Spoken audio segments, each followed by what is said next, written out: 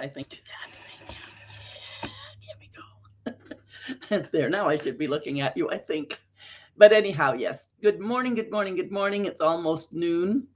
Leave it to me. I'm trying my fasting today. I've been working on some fasting. But that's beside the point. Today's talk is around childhood thoughts. As you'll see from my write up, last Friday morning, I had a visit with a wonderful lady in London, England. And she challenged me because she said, Sandra, it's just so infuriating that you have all this wisdom and you block us off somehow. And I haven't been able to see that. So she challenged me. I was challenged, personally challenged, to uncover my own deep, true story. Well, I thought I had. Grew up on the farm, on stage from 5, do the, feel the fear and do it anyway. I love to entertain, all of that stuff. Teaching and raising my children in Germany for a few years, my travel. I thought that's my story. And yet she was challenging me. And I'm still I'm not sure exactly what story she's looking for, but she did challenge me to go down into my heart. And of course, being in my heart is the hard place, just like for everyone, to go and look in my heart. So I was challenged. Well, as she picked away and got some scabs out of the way with me, I was teary. And it sat with me for the whole weekend. So yes, I still went and did my things, had to do what I had to do, but it sat there and gurgitated, and I would write, and then it would gurgitate, and I would go do what I need, and there it would gurgitate. It gurgitates and gurgitates. So throughout the weekend, throughout the rest of Friday, actually, because we met Friday morning, and throughout the rest of Friday, there it was. And then I'd feel it. And then I would jot something down. I would go do. But through the whole weekend, there was tears for me, pain, then journaling, and then, some brilliant thoughts, and jot those down. Reflect on that. Painful discoveries, knowing even more about myself in that deep secret space, way down in what I call lurking in the shadows, because I've done a lot of work over decades. I mean, I've got decades of work I've done, decades. And still, down in those secret recesses, there's more and more and more that keeps perking away down there until somebody comes along and says, Sandra, and they pick a scab. And that's what Marina did, picked a scab. And so now, just this morning, just got off the call with my accountability partner, and we're like peas in a pod, because whatever I bring forward or he brings forward, there we are. So it's a matter of like attracting like, I guess. And June, 3 years we've been pulling each other through so many discoveries, and it's been amazing.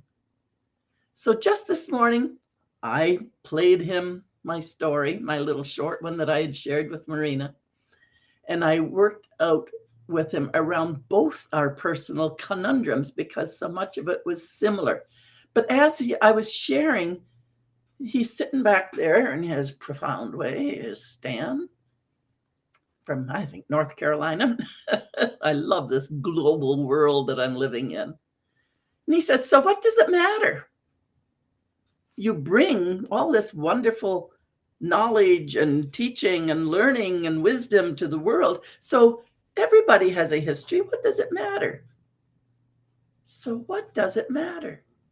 And in so many ways, I was struggling with that very same question. Like, I'm here, I can teach, I've got these things I can teach. What does it matter? What does it matter?